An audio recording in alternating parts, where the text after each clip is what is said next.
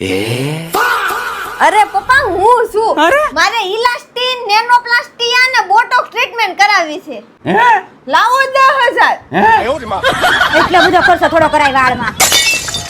એ બેન તું DNG salon માં આલ તો હાલો